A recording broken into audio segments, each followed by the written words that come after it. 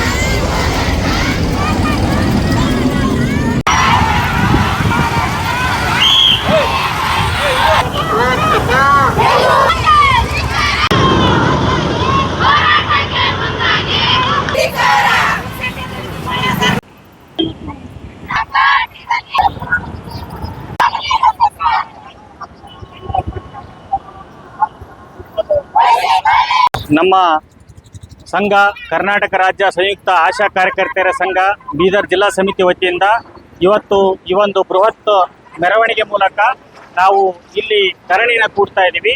ಇದು 3 ದಿನ 12, 13, 14 3 ದಿನ ನಿರಂತರವಾದ ಅಹೋರಾತ್ರಿ ಧರಣಿ ಆಗಿರ್ತದೆ. ಮುಖ್ಯವಾಗಿ ಏನು ಸರ್ಕಾರ ನಮಗೆ ಮಾತು ಕೊಟ್ಟಿತ್ತು ಅಂದರೆ ನಾವು ರಾಜ್ಯ ಮಟ್ಟದಲ್ಲಿ ಹೋರಾಟ ಮಾಡಿದ್ದೀವಿ ಜನವರಿನಲ್ಲಿ. ಆವಾಗ ಮಾನ್ಯ ಮುಖ್ಯಮಂತ್ರಿಗಳು ಆರೋಗ್ಯ ಮಂತ್ರಿಗಳು ಎಲ್ಲರದು ಒಂದು ಸಭೆ ಮಾಡಿ ನಮಗೆ 10,000 ಖಚಿತವಾಗಿ ಬರೋ ಥರ ಮಾಡ್ತೀನಿ ಅಂತ ಹೇಳಿದ್ರು. ಆದರೆ ಇಲ್ಲಿಗೆ 7 ತಿಂಗಳಾಯಿತು, ಹಲವಾರು ಮೀಟಿಂಗ್ಗಳಾಗಿದ್ದಾವೆ. ಅದು ಬರೀ ಭರವಸೆಯಾಗಿ ಉಳಿದಿದೆ, ಆಶ್ವಾಸನೆಯಾಗಿ ಉಳಿದಿದೆ. ಆದರೆ ಇಲ್ಲಿ ತನಕ ಮಾಡಿಲ್ಲ ಅನ್ನೋದು ಅತ್ಯಂತ ಖೇದನೀಯ. ಇದು ಈಗ ನಾವು ಮತ್ತೊಮ್ಮೆ ಆಗ್ರಹಿಸ್ತಾ ಇದ್ದೀವಿ. ಈ ಪ್ರತಿಭಟನೆ ಅಹೋರಾತ್ರಿ ಧರಣಿ ಮೂಲಕ ಸರ್ಕಾರ ಈ ಕೂಡಲೇ ಈ ಒಂದು ಸಮಸ್ಯೆನ ಬಗೆಹರಿಸಬೇಕು. ಕನಿಷ್ಠ 10,000 ರೂಪಾಯಿ ಅವ್ರ ಕೈ ಸೇರಂಗೆ ಮಾಡಬೇಕು. ಕೇಂದ್ರ ಸರ್ಕಾರದ ಹೆಚ್ಚುವರಿ ಪ್ರೋತ್ಸಾಹಧನ ಅದನ್ನು ಕೂಡ ಬರೋ ಥರ ಮಾಡಬೇಕು ಅಂತೇಳಿ ಈ ಮೂಲಕ ಆಗ್ರಹಿಸ್ತಾ ಇದ್ದೀವಿ. ಅದರ ಬದಲಾಗಿ ಇತ್ತೀಚೆಗೆ ಏನು ಕಾರ್ಯಕ್ಷಮತೆ ಅಪ್ರೈಸಲ್ ಅಂತೇಳಿ ಅದನ್ನು ಮಾಡಿಬಿಟ್ಟು ಆಶಾ ಕಾರ್ಯಕರ್ತರನ್ನು ಕೂಡ ತೆಗಿತಕ್ಕಂಥ ಒಂದು ಕಾರ್ಯಕ್ಕೆ ಕೈ ಹಾಕಿದೆ. ಇದು ಅತ್ಯಂತ ಖಂಡನೀಯ. ಯಾಕಂದರೆ ನೋಡ್ತಾ ಇದ್ದೀವಿ ನಾವು, ಆರೋಗ್ಯ ಕ್ಷೇತ್ರ ಅನ್ನೋದು, ಗ್ರಾಮೀಣ ಆರೋಗ್ಯ ಅನ್ನೋದು ಕುಸಿದು ಹೋಗಿದೆ. ಇವತ್ತು ಸರ್ಕಾರಿ ಆಸ್ಪತ್ರೆಗಳು ಏನಾದರೂ ಅಲ್ಪ ಸ್ವಲ್ಪ ಕೆಲಸ ಮಾಡ್ತಾ ಇದ್ದರೆ ಅದು ಆಶಾ ಕಾರ್ಯಕರ್ತರ ಸೇವೆಯಿಂದನೇ. ಅದನ್ನು ಸರ್ಕಾರ ಕೂಡ ಒಪ್ಕೊಳ್ಳುತ್ತೆ. ಕೋವಿಡಲ್ಲಿ ಪ್ರತ್ಯಕ್ಷವಾಗಿ ಜೀವಂತವಾಗಿ ಸಾಕ್ಷಿನ ಕೊಟ್ಟಿದ್ದಾರೆ ನಮ್ಮ ಆಶಾ ಕಾರ್ಯಕರ್ತೆಯರು. ಈಗಲಾದರೂ ಕೂಡ ಇದನ್ನು ಉಳಿಸ್ಬೇಕು, ಯಾರನ್ನೂ ಕೆಲಸದಿಂದ ತೆಗಿಬಾರ್ದು.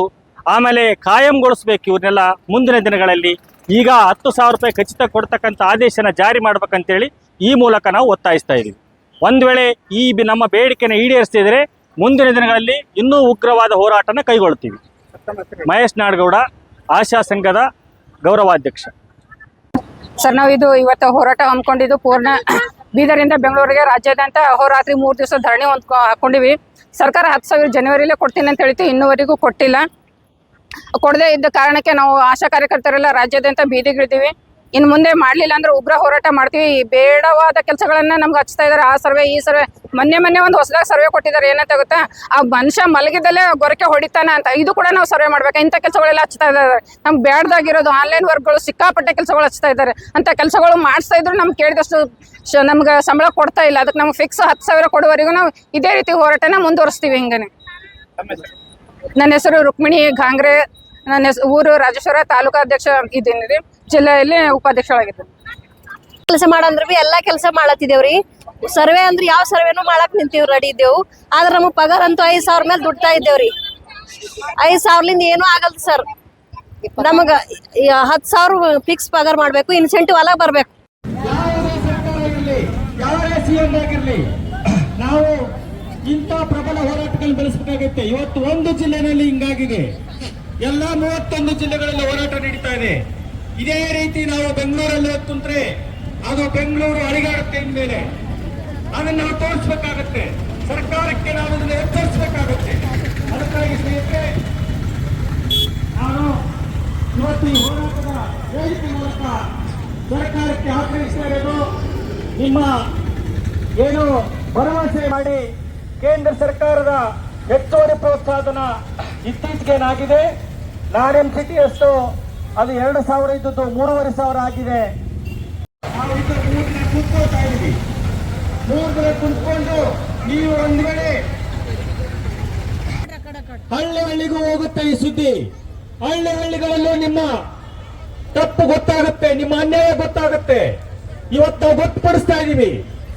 ಇವಾಗಲಾದ್ರೂ ನೀವು ಎಚ್ಚೆತ್ಕೊಳ್ಳಿ, ಇವಾಗಲಾದ್ರೂ ನೀವು ಕ್ರಮ ಕೈಗೊಳ್ಳಿ. ಇದನ್ನು ನಾವು ಎಲ್ಲ ಜಿಲ್ಲೆಗಳಲ್ಲಿ ಕೂಡ ನಮ್ಮ ಹೋರಾಟದ ಮೂಲಕ ಸರ್ಕಾರಕ್ಕೆ ಆಗ್ರಹಿಸ್ತಾ ಇದ್ದೀವಿ. ಸ್ನೇಹಿತರೆ, ನಾನು ನಿಮ್ಮಲ್ಲಿ ಕೇಳ್ಕೊಳ್ಳೋದು